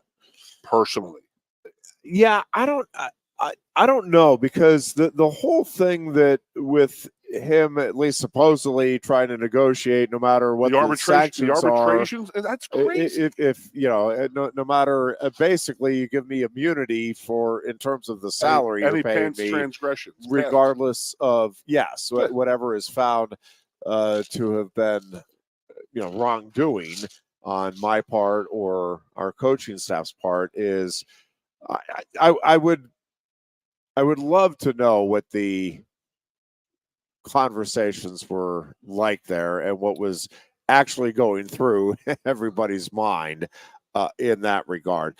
But I think Harbaugh, wanted to get back to the NFL, but wanted to do it when it was like, this is for him great timing on every front, right? Like, he took Michigan back to the promised land. He's out of there before any real ramifications come from whatever wrongdoing occurred. And he gets into a situation which I think is a very promising one in the NFL. I mean, I don't think the Chargers are, I don't think they're handing him a Super Bowl champion team on a silver platter, but it's a pretty good roster. You got a pretty good quarterback, nice area. Like, I mean, it's not a bad situation for sure. And obviously the money involved in all of that is okay as well. So I think Jim Harbaugh comes out smelling like a rose for himself. I mean, in terms of, and rich. Again, did everything he could possibly have done at Michigan in terms of success and getting them back to where they wanted to be. Gets back to the NFL, is out of there before he has to deal with any of the real ramifications. Again, he had to sit out the 4 games last year, but it just feels like he is in a good situation. Yeah, sorry, the 3-3, but so we'll see. We'll see how it works out for Michigan. What type of sanctions, if they do come down. I do think it's going to be interesting what the NCAA does here, because they know the scrutiny that they're under. Their relevance is shaky at best. And I am curious to see how this is handled, because one of the longstanding and most accurate criticisms of the NCAA has been that this organization has punished kids for the discretions of the adults that ran the programs and then left for greener pastures. Well, that has never made any sense. Now, did some of the kids in the program participate in some of the wrongdoing? And no, I don't know. I mean, I think they participated. Whether or not they knew what they were doing was like actually against the rules, I don't know. No. I mean, I really don't. Well, I mean, there's 2 investigations. One is the hamburger thing where you had 2 that we know of. Yeah, okay, exactly. 2 that they've alleged and actually written about. But the one was the hamburger and cheeseburger thing. So that is 100% to do with Harbaugh. But Michigan's going to have to pay that. They're going to have to pay that, not the fine, but they're going to have to. They have to pony up for that. They have to take the beating for that, and because their former coach obstructed justice because he lied. Again, the lie is worse than the actual, than the actual sin. So that's one. So that in itself, I think the NCAA is going to sit there and say, you know what, we'll call off the dogs on this one because it's not really a big thing, and you're going to punish the kids because they are under scrutiny from a lot of people. But when it comes down to the cheating thing, I think that has to be exposed, big time, big time. But now remember about the media. I mean, there's a lot of Michigan people in the media in this country. Michigan and Syracuse dominate our media. So they are very much going to be on the NCAA, watching them and calling them out for how they handle these situations. Well, I think more so than that. You may be right about that, but I think there's also a ton of media watching to, hey, are you just going to let a school that won a national title get away with cheating? If what is alleged is true, then something needs to be done. But so the other component to this that I think is also going to be maybe another fascinating storyline to watch in the Big Ten, and we saw some of it last year, is, oh yeah, maybe we did do that. Do you know what Ohio State was doing? And here's the paper trail there. And do you know what? And I am, if you don't think that stuff is coming, or has, listen, I mean, it's not coming. It's already there. But that's going to go. A lot of hate between those two towns. It is. Well, and it's not just like, I mean, other schools are going to be dragged into this too. It's like, well, yeah, we heard this school is doing this, and this kid says that this happened on his recruiting trip. Like, I think this is going to lead to, much like we've had in the SEC for a long time, where they should be off. Coaches are turning in other coaches on a regular basis for violations or perceived or alleged violations. It is, and again, to some degree, it's probably always been happening, but I think you're going to see that ratchet up significantly in the upcoming year. We know what has been alleged against Michigan because we saw that go up and down, over and over, around, and with the whole Connor Stallions thing. But what is being alleged at Ohio State is crazy. That they somehow hooked into the practice facility or the like how people break down their film. Yeah. So the rumor is that Ohio State had the passcodes and stuff like that to everybody's practice film. And they could literally look at anybody's practice at any time. Like, that's really cheating. And that's really using technology to cheat. Yeah. I mean, again, this is what's being alleged of what they're accused of doing. And is that just Michigan with sour grapes right now saying, well, you guys did this? I mean, geez. I mean, yeah, it's It's a crazy time to be following college athletics. It used to be just paying players, and now that's legal, so they have to find other things to rip dirt on people, I guess. Take a break here. When we come back, we'll talk some NFC and AFC championship game as we continue with the Lion Country Kia Goon and Ironhead show on a Thursday. Coast into fall with a new Kia from Lion Country Kia. Right now, get a 24 Kia Seltos for 5.25% APR for up to 48 months. A new Sportage plug-in hybrid at 0.9% APR. Check out our 23 Sorento hybrid for as low as 4.5% APR. And don't forget, all 2023 and 2024 Kias come with a 10-year, 100,000-mile limited warranty. Stop in and meet with one of our sales experts today and coast into fall at Lion Country Kia. We want to see you in a Kia. Since retiring, I have spent my time searching the countryside for the hottest wings in America. I always seem to end up disappointed. You call these hot? Back off, Luigi. Mamma mia. Your hands, busboy. Your wings suck. I knew I should have stuck with Quaker Steaks triple atomic wings. You think I'm tough enough? The Center Hall Farm Store has been serving Center County and beyond for well over a half century. A small family business, the Center Hall Farm Store specializes in animal nutrition and manufactures its feed fresh using local ingredients. Get the best in horse, cow, pig, chicken, and bird feeds. If you're not already a customer, stop in and see why so many of your neighbors are. The Center Hall Farm Store at 110 West Allison Street in Center Hall, or call us at 814-364-1393. Sioka Toyota of Williamsport invites you to stop in today or check us out online. We have the smart path to your next Toyota, like the all-new Crown, BZ4X, the all-new Grand Highlander, Corolla Cross Hybrids, Sequoias, and more. Over 100 new Toyotas here and on the way. Don't make a $1,000 mistake. Choose Sioka Toyota of Williamsport and see the Sioka dealership's difference. Buy or reserve yours today and see for yourself why Sioka Toyota is the only stop you need for your next new car. Sioka Toyota, it just feels right. Ready to be part of something bigger? Come pave the road to success at Glen Baker and discover a career where your hard work and determination can build a bigger, better future. Our team believes we can build a stronger future together. Join us at Glen Baker, where we value teamwork on the field and on the job. Go to GOHcareers.com to apply. GOHcareers.com. And best of luck to all the Center County sports teams all season long from everyone at Glen Baker. With a Timber Kids savings account, you can start to save money, earn prizes, and teach your kids the value of savings. It's easy as 1, 2, 3. Building futures is what we do at TFCU.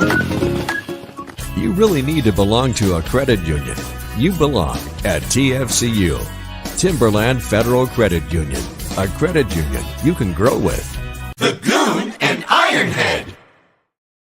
And we welcome you back into the Lion Country Kia Goon and Ironhead show here on this Thursday ahead of the AFC and NFC championship games this weekend.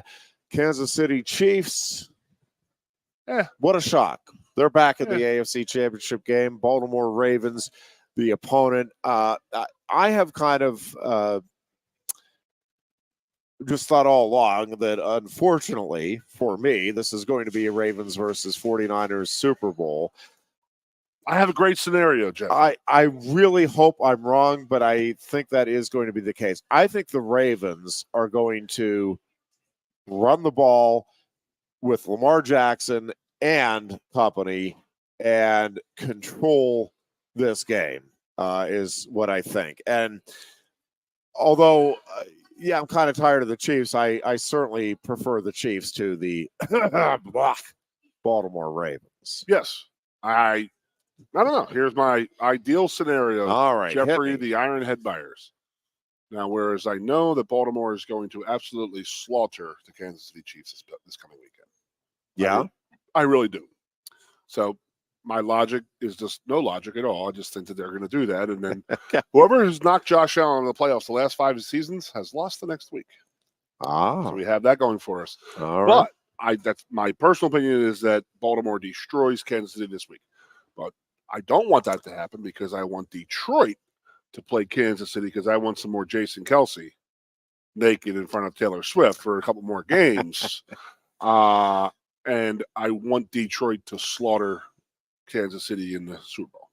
For me to say, I would Lions, like to see that. I mean, and the state of Michigan, this is your wish granted for the next 150 years. Go away, But I just think that Baltimore, if you watch, they looked in that first half of last week. They looked like a team that had rested their starters in Week 17, had a week bye, and then had a game. And in that third quarter, they came out ready to play, and they came out and just took it to the Texans. I mean, they outscored them 24-0 in the second half, I believe. I think they completely destroyed them, swamped them, dominated both and sides. I think that they could do that. And what scares me is that the left guard for the Chiefs, number 52, Folney or whatever, I saw he tore his pec, and that is not good. It's not. You're not. If it's a full tear, he's done. If it's a partial tear, it's very, very painful, and you can't really do much with it against a pretty good Baltimore defensive front. So I feel as if Baltimore is gonna slay the Chiefs pretty good. I just think the Chiefs, I think that they peaked out last week. Well, beating and listen, Buffalo. and the Chiefs are dealing with some injury issues of their own, as you said. But the other thing, they have consistently struggled against the run this year. I realize the Ravens are not as dependent on Lamar Jackson running the ball as they have been, but still a big component of their offense. And that, to me, is the biggest advantage the Ravens have going into this thing. Is I don't see Kansas City stopping the running game, period, but certainly not stopping Lamar Jackson. I just feel like over the course of 4 quarters, he is going to make enough big plays with his feet and probably with his arm as well. But I think just with his feet, he can pretty much dictate the outcome of this game, barring something crazy on the turnover front. And I'm going to be rooting like crazy for the Detroit Lions. Again, new blood. I obviously don't have any great affinity for Detroit. I will say what they've done with that downtown area is spectacular. We were there 2 years ago. Yeah. Right, for the NCAAs for wrestling. And it is such a neat area. And they've done such a good job. All 3 arenas are right there. Right in the heart. Yep. It's pretty cool. Yeah, and the strip of restaurants and stores and things that they have in that area is really impressive. But any fan base, right?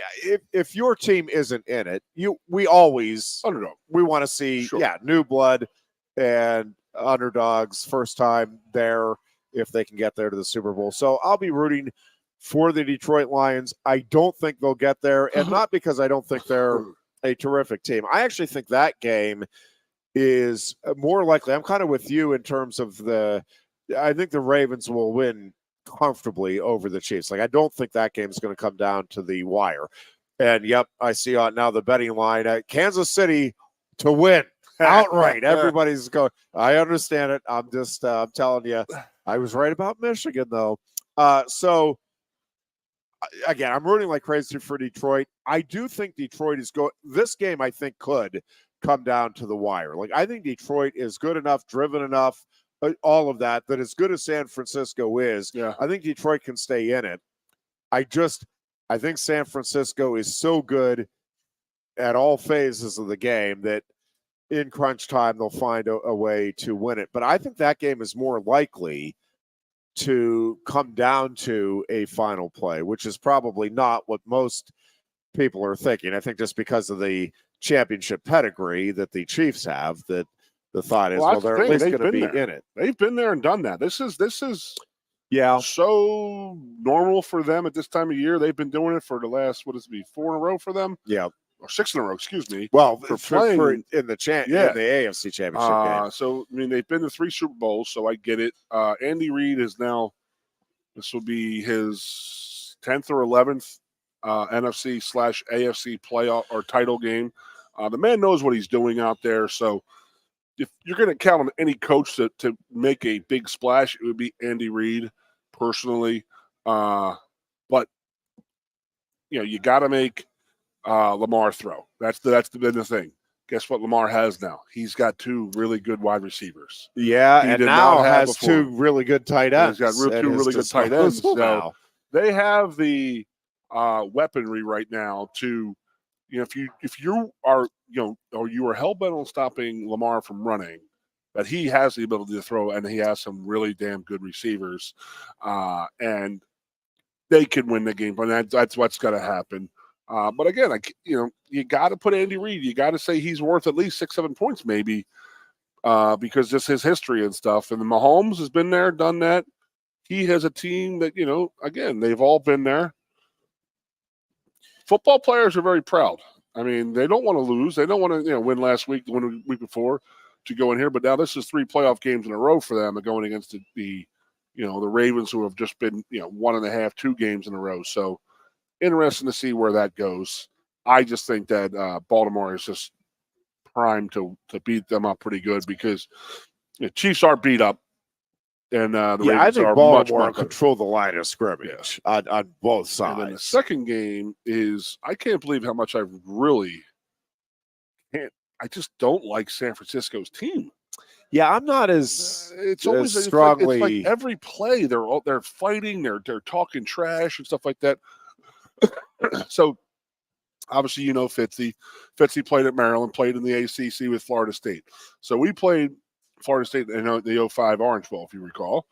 And he said, he's like, you got to watch out for your guys. Don't let them fall into there, because they're going to try and sucker you into playing their game, which is trash talk and this and that. And you're going to get out of your game. They're going to get you so frothed up and wound up and ready to go that you're going to screw up. And that's what Florida State had done historically with fighting and, talking trash after plays and stuff like that. But if you watch the 49ers, they're very much like that. First of all, the wide receivers, they block the living crap out of people. If you notice that, they have been smashing people on the outside with their receivers, and that starts with Debo. Debo is the perfect name for that cat out there. He's a one-man destruction crew out there, but he does like to TS a little bit, and for those of you know what that is, it's talking, S. Talking smack. Their whole team. Yeah, we got it. There we go. The whole team is very much like that. So Detroit's got to watch out, but I think that Detroit is so tough mentally because of Campbell. Dude, they're driven. As much as I don't like Jim Harbaugh, that Michigan football team was driven, and they trusted Harbaugh and that staff, and they led them to the promised land, and then they fought, they played hard, they did everything they were told, and they ended up winning the national. And I think that this team has bought into Dan Campbell really, really, really big time. And I just want to see Campbell win. I would love to see him in the Super Bowl. You imagine those 2 weeks? He's a quote a minute, man, the way he talks. Yeah, I'll be rooting for it, and I'll be rooting for Jared Goff as well. I do think there's a little bit of redemption, if you want to call it that, on his part that's driving him. And it is interesting because both of these quarterbacks obviously have had very good seasons, have been very productive, and both, I think, are very motivated. They feel like in different ways they have not gotten their just desserts or proper credit for their role in their team's success. And that's probably not quite the right way to put it with Goff. I think it's more the history there. I think he is getting the credit within the Lions organization for sure, and really within the NFL. But it's more kind of the delayed gratification, I guess, if you will, component for Goff. And then, Brock Purdy is just interesting. The amount of time that is spent analyzing on exactly where he falls on the list of great quarterbacks and what he does and whether he's a game manager or what is it? All great quarterbacks, there are some things that help them be successful. Again, football, ultimate team game, you start there.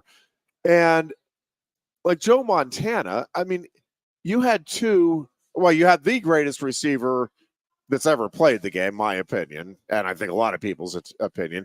And it's not like Jonathan Taylor was exactly top liver. Like you had elite. And Dwight Clark, I mean, you had a great defense. You had stars up and down that roster. Coaching. Like, Montana was great, but everything needs to come together. And that's the thing. Like, it is interesting where we ding certain players for, well, yeah, he's great, but look at the great receivers he has, and he has Christian McCaffrey. It's like, well, okay, but did you ding Joe Montana for? I mean, was there anywhere where he didn't have a superstar helping him? And so I'm just amazed at how much time is spent analyzing. If I'm Brock Purdy, I don't really give a crap. If I go win a Super Bowl, I don't care how much of the credit you give me or don't. I have the Super Bowl ring. I know what I did. I know the importance of the role I played on that team. But yeah, with all of those teams, quarterbacks that win a Super Bowl, coaches that win a Super Bowl, like, there's a lot of things that have to come together to make that happen. And part of it is, no matter how elite you are as a quarterback, I mean, Tom Brady at the end of the day was the ultimate game manager. Like, a game manager early in his getting career, I was just going to say that he was accused of being an assistant quarterback for the first few years. Yeah, but it gets thrown out as some sort of a negative that you're managing the game. Like, that is a really hard thing to do in the NFL. Managing a game means that you are in control of the offense. You're not making the mistakes. You're making the plays that are needed for that is really hard to do consistently well.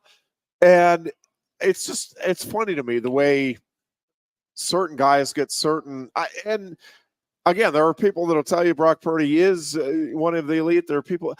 What does it matter? At the end of the day, he's doing what San Francisco needs, and he clearly is having a great season. He is, again, I don't care where you put him on the rankings of the top quarterbacks. He is the right quarterback for that team in this situation. Roll with it. These are the same people who say that Josh Allen's not a great quarterback. Yeah, there are people who out there who say that. It just blows my mind. The thing is, I think part of it too is we get caught up in what greatness has to look like, and we do it with coaches too. It's like, well, this guy. There are a lot of great coaches that will never get the credit that they probably deserve because they didn't win the big one. All they did was consistently. I mean, Mike Tomlin is not getting credit in Pittsburgh for being a terrific coach. You ask, I think most Steelers fans now will tell you that he is an overrated coach.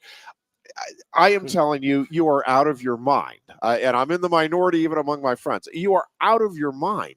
Do you know how hard it is to win consistently in the National Football League? That league is set up, designed to make you a 500 coach, a 500 team. To win consistently is difficult, and you have to have something special going on to do that.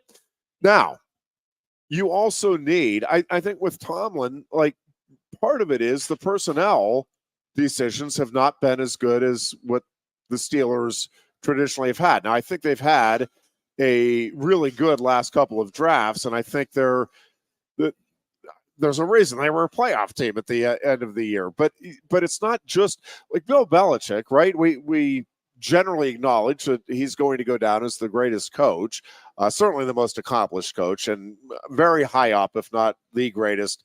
Certainly will forever be regarded as one of the great coaches in the NFL. But when he didn't have Tom Brady, when he didn't have the talent, right? Like, it is hard to win. Like, you need a lot of different things. You can be the greatest coach in the history of the game, and if you don't have the right quarterback, you don't have the right guys to work your system, it does not matter. You need a quarterback, you need a coach, but you need a bunch of other pieces coming together as well. And yeah, you need a good front office. You need it doesn't matter how great of a quarterback you are. It doesn't matter how great of a coach you are. if the other things aren't in place, if you don't have a good organization, you don't have everybody buying in, you don't have the right decisions being made on, hey, this guy's at the end of his career, we got to cut him loose. He's been great. It's not that we don't appreciate his services, but we're trying to win a championship. All of that stuff plays into it. And I just think we're way too quick. The easy snap judgments are, oh, that quarterback sucks. Does he, or does he just not have a good offensive line? Does he not have a coach who's knowing how to utilize his skills? No defense. Does he not have, a defense that's allowing him to get decent field position? Again, Patrick Mahomes would be a great quarterback no matter what. But you put Patrick Mahomes, we had that discussion earlier in the year, on the Chicago Bears. Yes. I don't think he's going to the NFC Championship game every year. It's not happening. He's still a great quarterback, and they might be winning more than they are, but they're not having the success that the Chiefs have had because it's not just a quarterback issue with the Chicago Bears. And again, you can go down a long list of coaches, quarterbacks, all of that stuff, and say that the same thing. Winning championships is really impressive because, again, it's a bunch of different things that have to come together. And it can't be just a great quarterback or a great coach. They're important components. Having at least a very good quarterback, a very good coach, those are two really key components of it. But again, you can have a great quarterback and a great coach, and if you have a front office that's making lousy personnel decisions elsewhere, that great coach and quarterback even, and that's kind of considered the ultimate combo, right? The Andy Reid, Patrick Mahomes combo, Bill Belichick, Tom Brady combo.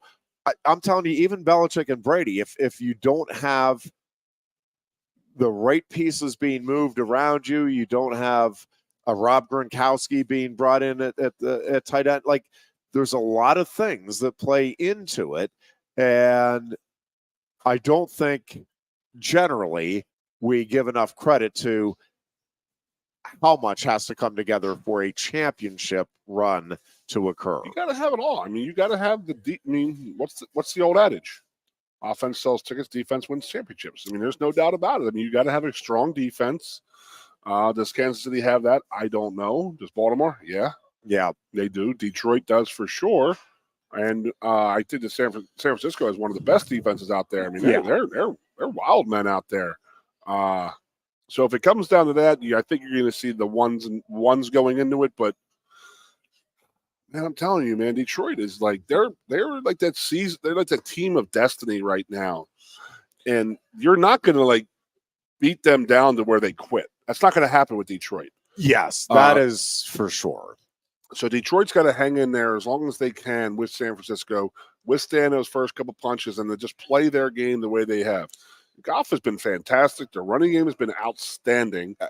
If you watch, they have a little bit of thunder and a little bit of lightning in that backfield, and they use it all. And then to come that fourth quarter, they are lowering the boom on people and just hammering them down with the run game. And then come the fourth quarter when San Francisco is tired of tackling these guys, but we don't know because they have some pretty good linebackers out there. So if they can keep their heads, keep into the game, I think that Detroit has a shot at the end of that game. Just personally, I mean, I don't think weather's going to come into play either place as of right now. I haven't been talking about it. I mean, obviously it's San Francisco, which was a really, really ugly game last week in that rain. And then Baltimore was sort of cold, but I don't think it's going to be super cold this week. They're playing on Sunday afternoon. Two great games, like I've always said. It's my weekend. I love that game. I love that Sunday because you have two Super Bowls in one, and without the 2 weeks to build up. So, who do I want? Ideal. Detroit playing the Kansas City Chiefs, and Detroit destroying Kansas City. That's just how I mean. If people are going to sit there and say, I don't like Baltimore, I really don't like Baltimore. I just don't. The team is not likable. I don't have an issue with Lamar personally per se. I respect the hell out of what he done in his career and how he handles his business. Off the field is rather exceptional with no agent. and he does what he does. And Yep. You got to be impressed by that. Kansas City has been there and done that, so you got to take that into account. I mean, Baltimore may have some butterflies this year, and Kansas City may jump them early, and then they got to come back and fight back from that. So you never know. But on paper, San Francisco should run Detroit out of the building, but I don't think it's going to happen. I think it's going to be I don't either. I really think it's going don't. to be two hell of games, man. Two hell of games, like really, really good games. Yeah, We're getting two blowouts. Well, yeah, you never know for sure till you see it play out. But a couple of other things. Just who you're on Baltimore and San Fran, right? That's what I think it's going to be Baltimore and San Fran, and I'm rooting for Kansas City mildly and Detroit big time. But I'm predicting the 49ers versus the Ravens. So hopefully my long-term calling Vegas right now predictions are hold up. The prognosticator of prognosticators. Yes, indeed. I See, have we're going to lose. Make your bets the opposite Punks way. and Tony Phil might go away, so we might have the Ironhead out there. Could happen. Could see happen. that? They're going to have to interpret. Did you see that? Did I see what? PETA. Oh yeah, they've made that call before. They've tried. Yeah, they're trying to take Punxsutawney Phil away. Where do you think we peaked as a civilization? Because we're on a very, very, very steep downhill slide right now. It was in the late 70s when the Pirates were winning World Series titles and the Steelers were winning Super Bowls. Those Flyers were the winning days. Cups. The Sixers were winning titles. Penn State Pitt's football, winning. Penn State was winning. Yep. That's we peaked as a society. 73 was the first Super Bowl, so 74. What's that? I'm telling you, we've talked about this. Go from 74 to 86. You got Pitt, national title, Penn State, 2 national titles in football. That's 3 titles right there. Yeah. Flyers, 2 cups. Sixers win a title. Steelers win 4. Eagles lose 1. That's the heyday of Pennsylvania sports right there. It's pretty and then darn they said, good. you know what, let's close the mills up and get everybody out of there. Let's close it up. We don't need them. Yep. Rough stuff. A couple of other Penn State sports notes. What's wrestling this weekend? At Maryland on Sunday. Penn State men's volleyball. We talked about this on our morning show today, but it is a very unique situation that has developed with Mark Pavlik's squad. So this past Saturday, Penn State was in Austin, Texas, played top-ranked UCLA. Got swept by the Bruins. They had lost to Stanford on Friday night. So they're 4-2 going into tonight's game against now top-ranked Ohio State. Ohio State beat UCLA Friday night last week, so UCLA was number 1 when Penn State faced them, but when the new poll came out this week, Ohio State now is number 1. So Penn State played number 1 Saturday night. They'll play number 1 tonight in Columbus, and then on Sunday, they'll have the back end of a home and home here with the Buckeyes. So they will face the number 1 team in the country for a 3rd straight match. Woof. I have not looked it up. I'm not even sure how to go about looking it up. I cannot imagine that has happened often, if ever, where one team has played the number 1 ranked team in the country in men's volleyball 3 consecutive matches. Huh. And interestingly enough, one of those matches on a neutral site, one at the number 1 team's home venue, and one in which they are hosting the number 1 team in the country. Just interesting little tidbit for the Penn State men's volleyball team. Sneaky Ironhead. Also, Penn State Wrestling has Maryland on Sunday afternoon at noon. The Nittany Lions I have done, I think, 3 different interviews this week now on this Penn State team. And it is one of those situations where, like, I'm almost uncomfortable now that I'm putting pressure on them or raising expectations, even though I know that's not the case, because, one, this team genuinely doesn't care. Like, I am telling you, they are not focused a bit on the dual meet win streak, not focused a bit on winning the national team championship. I mean, at this stage, I mean, I'm not saying that's not a goal, but it's like what they are focused on is, can we get a little bit better today? Can we make some adjustments and some things that we didn't do as well as we think we're capable of? So it is going to be interesting to see how this season plays out. This team has been dominant to this point in the season. Certainly expecting to be dominant against Maryland on Sunday. And then you get into some, good matchups with Ohio State, which has a really nice team, obviously at Iowa the following weekend. But so both, I mean, dual meet wise, this season has a chance to be the greatest in Penn State history on a number of different fronts. One is the depth chart, and we've talked about this. I mean, I do think this is maybe as deep a team as there's been in college wrestling, meaning top to not top to bottom, but meaning the second team guys, if you will, the guys that are in the room that are not starters. I think there is probably more talent in that regard right now at Penn State, or as much talent as any team I can think of. Now, maybe somebody could, you don't know what you're talking about. Early 2000s, Oklahoma State had some terrific depth in some spots.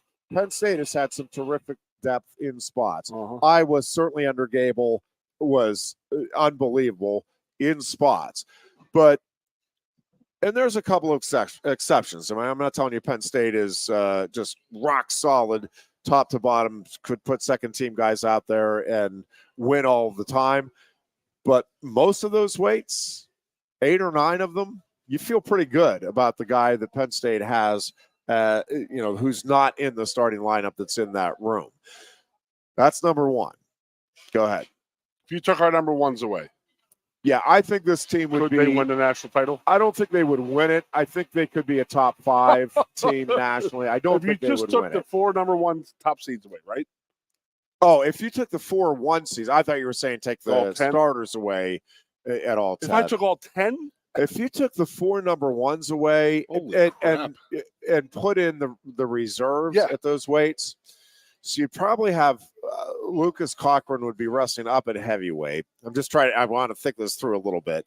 The tricky thing here is, like, would you allow then, if you put like a Josh Barr in and moved him up to 197, if you moved Cochran to heavyweight, I mean, there's some questions about how that would pan out there at those weights. That's interesting.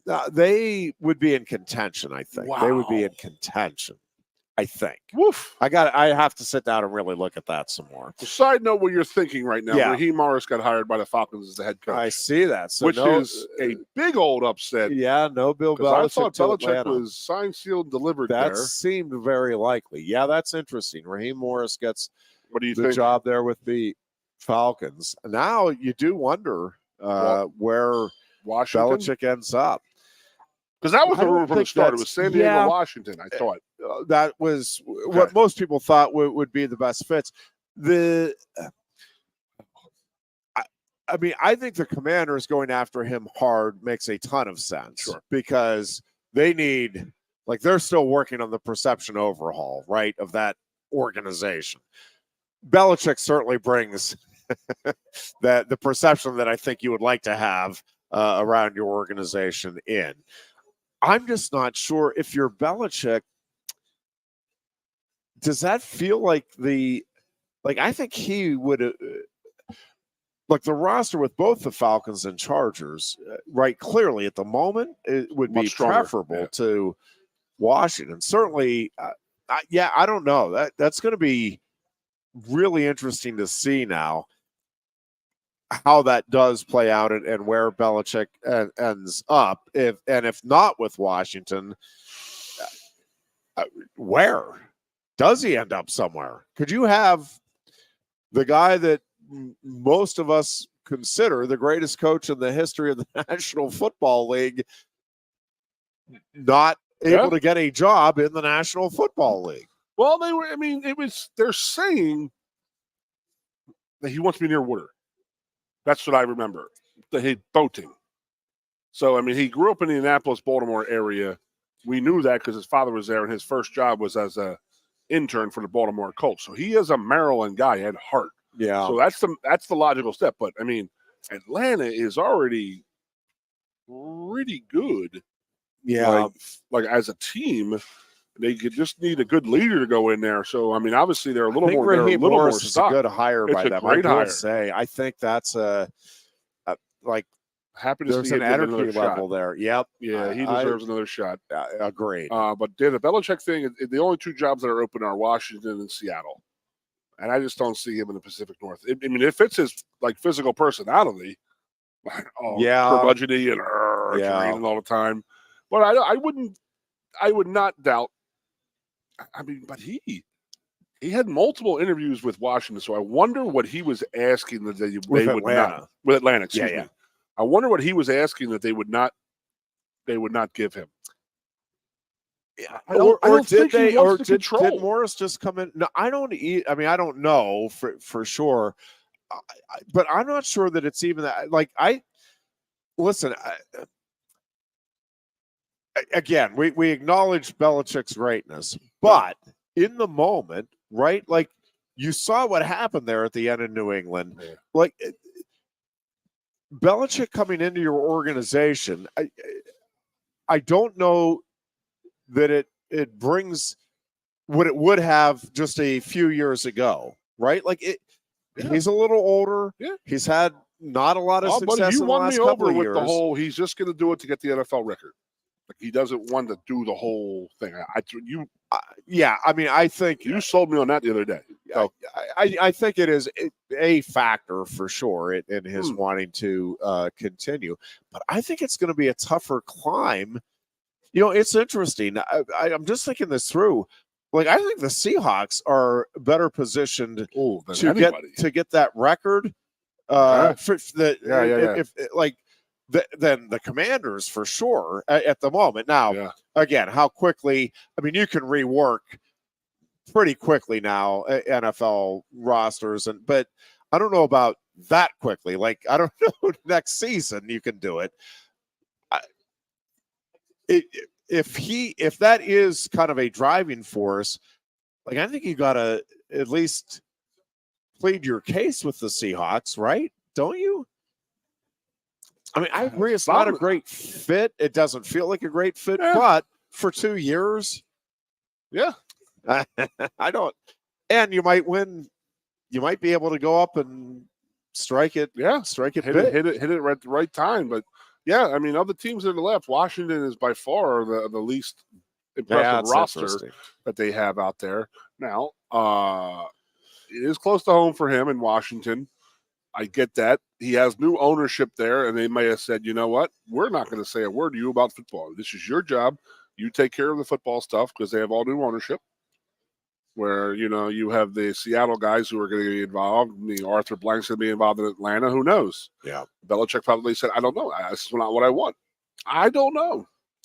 But, Harbaugh's walking into a pretty good damn situation with Herbert over there. He really, really is. He's in L.A. Oh, yeah. Lordy, Doherty. That is going to wrap up our show for today. Enjoy you're doing better than I am. Enjoy the AFC and NFC championship games. Enjoy the Penn State sports. Enjoy the high school sports. Again, stay tuned tonight. We do have high school wrestling here on Sports Radio 98.7, the Fox State College hosting Mifflin County. That coverage gets underway with Todd and Norm Brown at 6:15. Folks, have a great weekend. We'll talk to you Tuesday. Until then, be good and be safe. Coast into fall with a new Kia from Lion Country Kia. Right now, get a 24 Kia Seltos for 5.25% APR for up to 48 months. A new Sportage plug-in hybrid at 0.9% APR. Check out our 23 Sorrento hybrid for as low as 4.5% APR. And don't forget, all 2023 and 2024 Kias come with a 10-year, 100,000-mile limited warranty. Stop in and meet with one of our sales experts today and coast into fall at Lion Country Kia. We want to see you in a Kia. Since retiring, I have spent my time searching the countryside for the hottest wings in America. I always seem to end up disappointed. You call these hot? Back off, Luigi. Mamma mia. Look, hands it, busboy. Your wings suck! I knew I should have stuck with Quaker Steak's triple atomic wings. You think I'm tough enough? The Center Hall Farm Store has been serving Center County and beyond for well over a half century. A small family business, the Center Hall Farm Store specializes in animal nutrition and manufactures its feed fresh using local ingredients. Get the best in horse, cow, pig, chicken, and bird feeds. If you're not already a customer, stop in and see why so many of your neighbors are. The Center Hall Farm Store at 110 West Allison Street in Center Hall, or call us at 814-364-1393. Sioka Toyota of Williamsport invites you to stop in today or check us out online. We have the smart path to your next Toyota, like the all-new Crown, BZ4X, the all-new Grand Highlander, Corolla Cross Hybrids, Sequoias, and more. Over 100 new Toyotas here and on the way. Don't make a $1,000 mistake. Choose Sioka Toyota of Williamsport and see the Sioka dealership's difference. Buy or reserve yours today and see for yourself why Sioka Toyota is the only stop you need for your next new car. Sioka Toyota, it just feels right. Ready to be part of something bigger? Come pave the road to success at Glen Baker and discover a career where your hard work and determination can build a bigger, better future. Our team believes we can build a stronger future together. Join us at Glen Baker, where we value teamwork on the field and on the job. Go to GOHcareers.com to apply. GOHcareers.com. And best of luck to all the Center County sports teams all season long from everyone at Glen Baker. With a Timber Kids savings account, you can start to save money, earn prizes, and teach your kids the value of savings. It's easy as 1, 2, 3. Building futures is what we do at TFCU. You really need to belong to a credit union. You belong at TFCU, Timberland Federal Credit Union, a credit union you can grow with. The Goon and Ironhead.